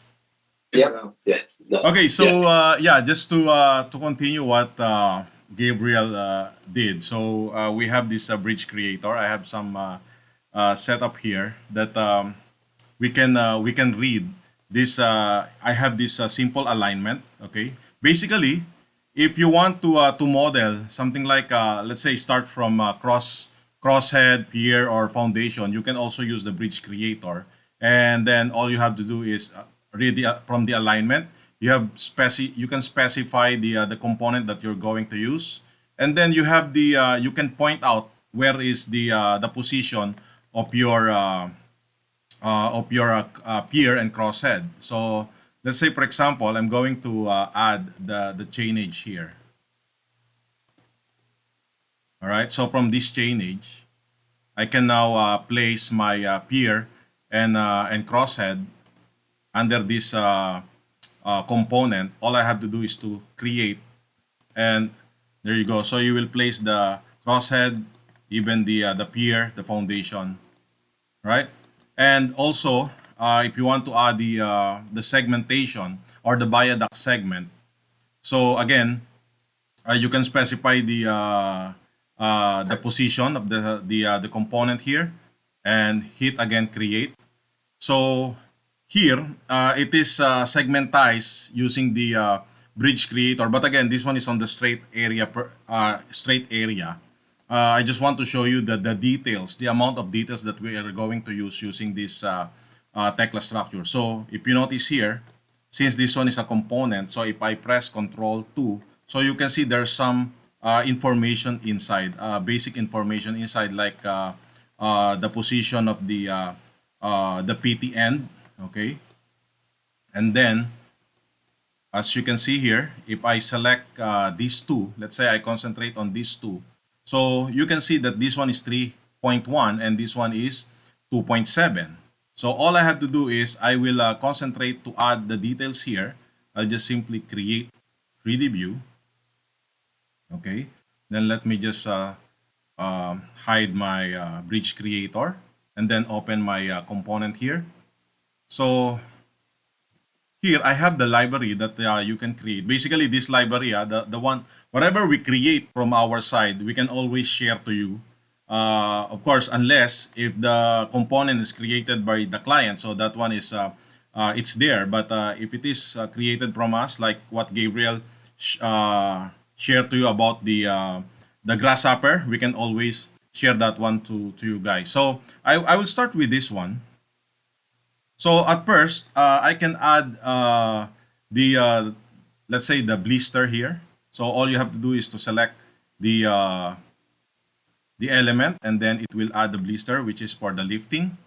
Also, as I've mentioned, this one is a component. I can just simply turn on the PT end. Let's say here on this part, I will just say yes, and then here also yes on this part. Modify. Sorry, I selected the other one. This one, yes, and then yes. Modify. So I have this information. Maybe this one I have only the top part. Modify. Okay. Now, Sorry to interrupt, Dennis. One Yes. question. Instead of editing it manually, is there a chance to link this, for example, to an Excel spreadsheet that can feed this information into the different segments so that we can edit the whole bridge from the outside of the software? actually, that's possible. Because we can also if this what do you call that, this component, we can also link or integrate this one with Microsoft Excel, and all the information, instead of keying in here, you can also do that one, as well as if you have this visual script or from Grasshopper, you can also do the same thing. This thing is just actually running at behind as a grasshopper, right? Correct, So correct. just But that's a okay, bucket. so sorry, this Tekla. one is Tekla structure. I'm not showing any Grasshopper here. component interface, but it It's can already be customized by the user. Okay. Yeah, So- there's an interface for you to You can customize call it it from ground and call it. like API. All right. So just for interest, right? Where those blisters, are they objects predefined in Tekla structure, or how have you got the geometry of those? Yeah, Dennis, can you show them the information for this? Which one? Which one? Blisters The corner one, especially. attached it to the bridge stack. Those are objects actually, so you can. You mean the Sorry, blisters on the blister inside this the bridge. this blister? Yeah, this Oh, yeah, blister. Okay, so basically this. No, not that one. The Yeah. one, the object Inside. inside, The where the- Concrete block The and concrete block inside the bridge. the deck and Yeah, yeah, Yeah, The blister, these ones at the bottom. Yeah, This one. yeah. There's and the right and the ones on any the of these, any of these. Yeah, This. Yeah. Okay. it's not quite magical, right? It's just one thing. I also know Yeah. the definition of that blister is extremely complicated. Yes, it tilts in longitude. Yeah, how can you It's not that. It's not create this It's how it. blister inside the bridge? depends on They're the asking. It depends on Okay. Actually, it's quite easy using the Tekla. Yeah. So yeah, this Good. one, something like edit custom component. So something like this Any one. component. Yeah. So basically, I created. No, that's the entry, but But the actual the- concrete block. the concrete block, the very simple one, the floor, yeah, this one, yeah. You click on it, yeah. Actually, it's attached to the whole bridge. This but one. they're asking, particularly Yeah. this one, yeah. This one is attached to the whole. Actually, here, this one is something like I attach that one in my component. So if I edit my custom component, again, this one is Tekla, not Custom the. So here, I have that. I have It's this. called custom component. It's You a can custom add component. anything, It's not. and then It's you not save grasshopper. as one library. Yeah. Those So- that they need You to do it once and then You do it once and then you save it. And then Yeah. you share everyone. Can you show that view where it can add 2D? So they added the component that they comes up how they added it. So the geometric definition like that. Attached component. is done outside in or is it just manually? Just on the inside tech. You do it and then you save Trying to it. say it's the title, I guess. And it's parametric to the alignment of the corresponding. Yes.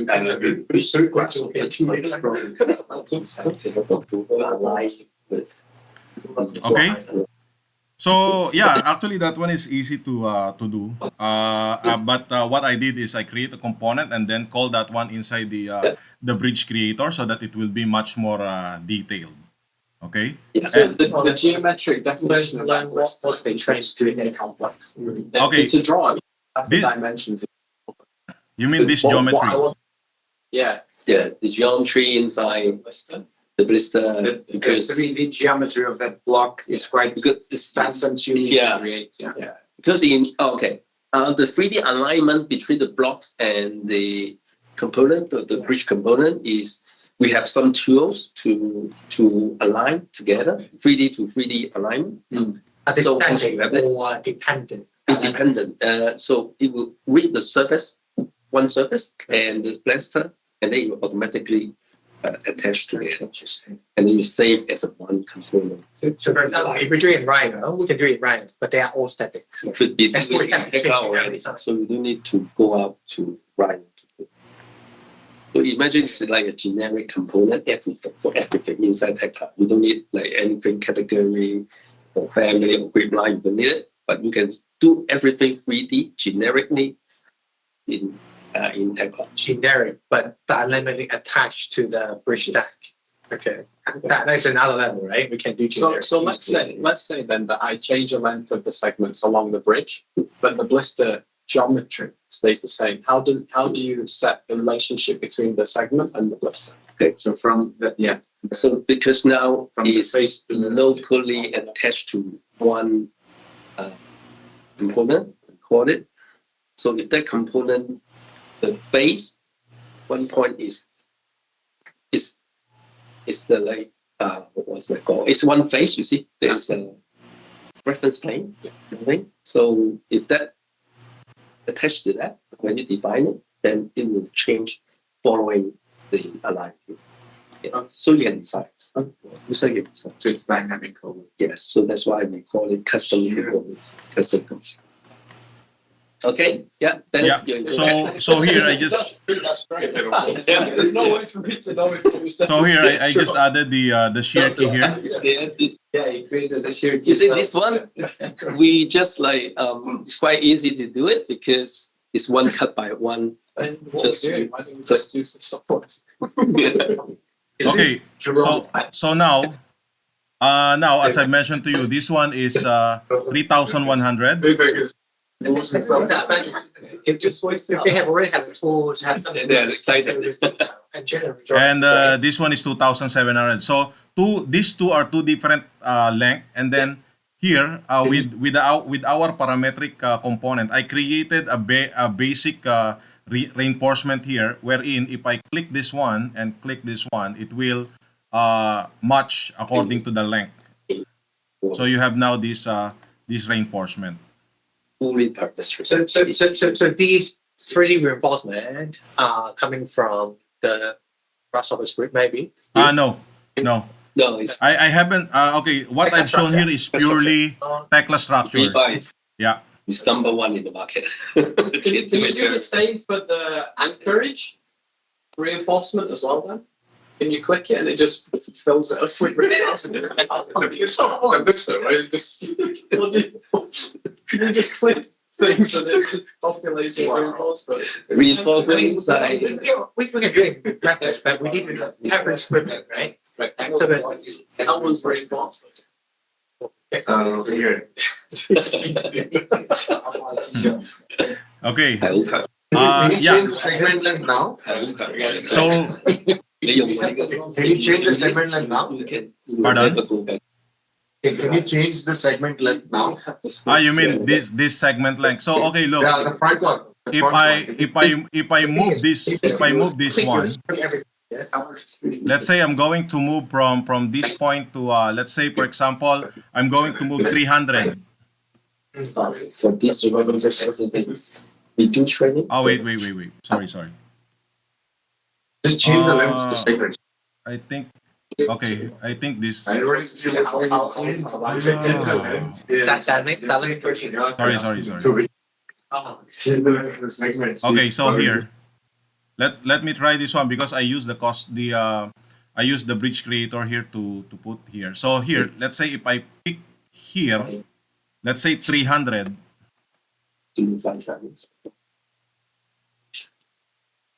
It seems it seems doesn't change because I use the bridge creator here to apply. But again, if you create this one using the let's say this one. So this, yeah. So let's say click on this. Add the concrete block to this. So that there you go. You see that? Can you add the anchorages? Can you answer? Blisters. Uh, Yeah, blisters. the corner blocks. Oh wait. Oh, Now it's a 4 to 5. you mean this one? I don't know if this one. It really has a thing bottom side of it. Yeah. So sorry, can I just ask you a question? This window that's popped up, it has a list of parameters, right? Those parameters are predefined inside Tekla structure, or is that a list of parameters that okay? Yeah, You can add more.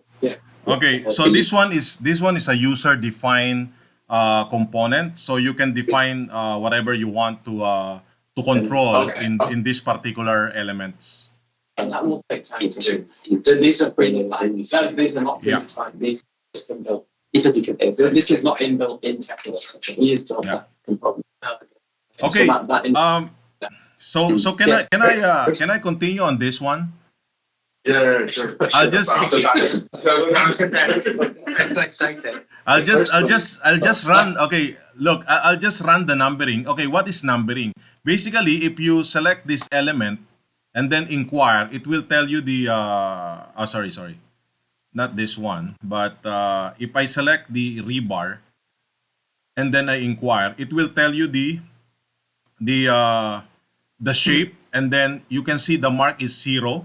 So meaning there's no marking on the rebar. So in Tekla structure, one of the powerful tool here is the numbering. So meaning if I add, if I run the numbering here, so in a split second, now this one will have its own marking. So mark 120, and then if I go to the other element here, mark 115. So the system will automatically assign the piece marking for each and every element. And then look, the good thing here is once I have these details, so if I go to my look, if I select this one, there's no drawing. There's no drawing on it.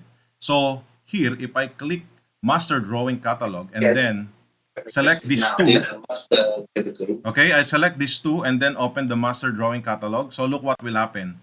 TS viaduct segment drawing. So if I create drawing, then our job is done because the system will automatically create the drawing for us. So what is this drawing? So it could be mold drawing, and it will be also reinforcement drawing. So look, if I select this one, so you can see now the drawing here.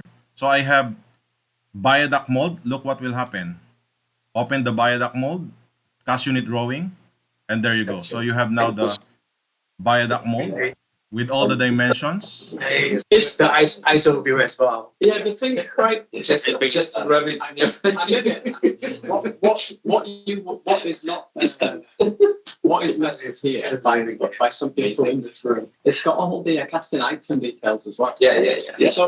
So what I want to know, sorry, is this predefined routine in Tekla structure, or is this a custom routine that you've written to generate this drawing with this information?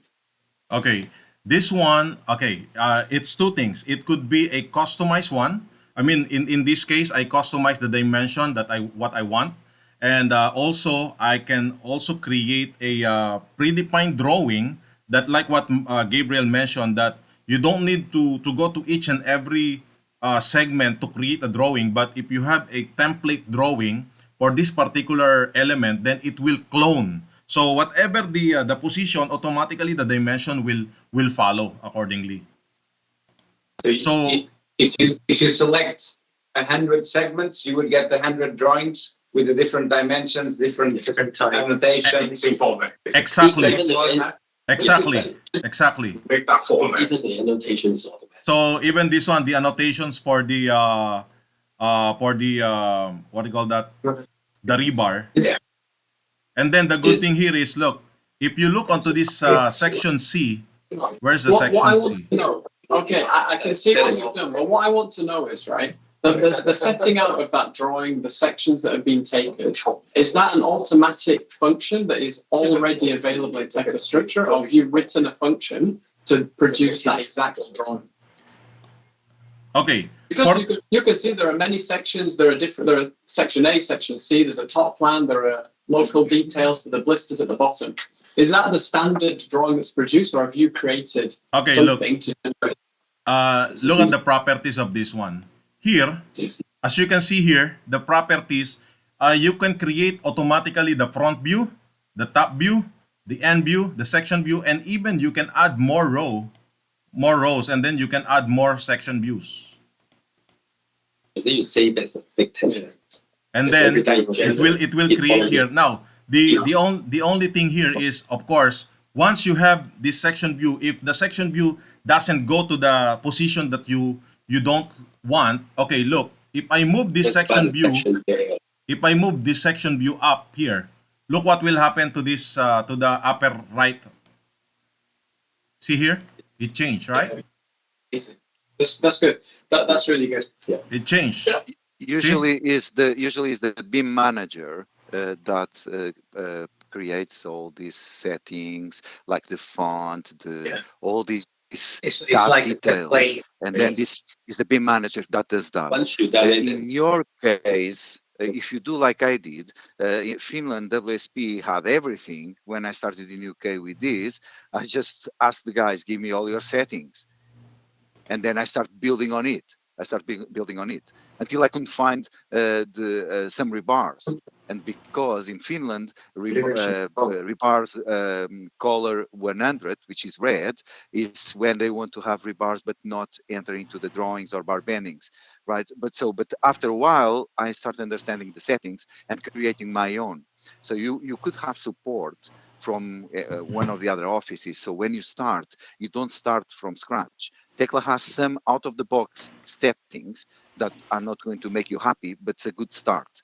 But much better is to go straight to the A team and say, okay, we're going to start. Give us already some settings to start, right? So it's a good approach. Yeah. Hope it makes sense. Okay. Yeah, he's made a problem with the beast. Yes. Yeah, he definitely didn't develop good glasses. The guy in Australia who You can share. Yeah, of course. In Arup, we share everything. But what I mean is that guy's new to the company. Prior to him joining, I don't think we had anything as detailed as this. Well, the only thing is that he did almost everything. He didn't do the drawings because in Norway they were not doing the drawings. So maybe he doesn't have these things then, because they are already classes.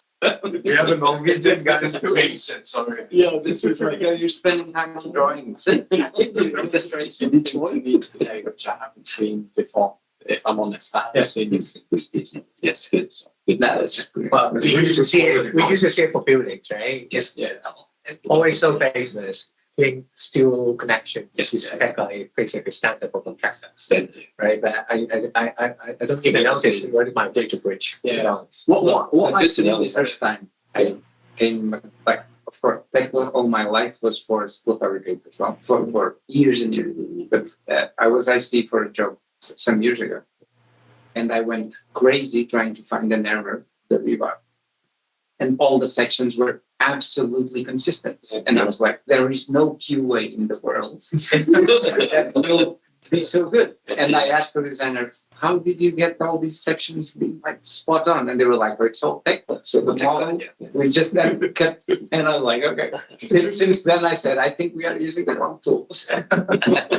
What's nice about this is it looks like it's easy to customize the output, the features, which is something that we've struggled with other software. So, for example, this whole idea of building up sub-assemblies and components, that's a laborious process. You have to do something similar here, but it doesn't look that laborious. But customizing the drawing output is amazing. Yeah, It's everything integrated. To be honest, seems like it. But not from the first bridge will be the first bridge would be a super slow, right? Yeah. And once you build Tesla, it takes some time to learn and set up. And Okay. Yes. Well, we are very impressed. Very impressed. Thank you very much. Thank you so Yeah, much. thank you very much. Oops. Yeah. It seems the right tool. Yeah, for bridges. For producing the BIM. Yes. And then how to do analysis. And even can, I would say that solve a lot of questions for design as well at early stage. Do you already have this kind of library easily do that 3D model? I guess you have something for producing pre-stress profile drawings as well. Pre-stress profile drawing. Yeah. Is that like in CKRE I saw some they produce this like pre-stress profile drawing. 3D cable drawings. Yeah, I guess I think in the same principle the cable can be created to drawing as well, right? And that's the cable. The cable. Yes, I've seen already some PT drawings. Now, if we go into detailing for, let's say, the subcontractor that is their only job, right? And again, if the cable is moving in XY, right, but then you have all that flattened, again, it's a very, very specific job. So if we're talking about at least the way I was doing those drawings, you have the deck and you have the dimensions in every single meter, and then in the key changes of that with the dimensions. Yes, you can do that.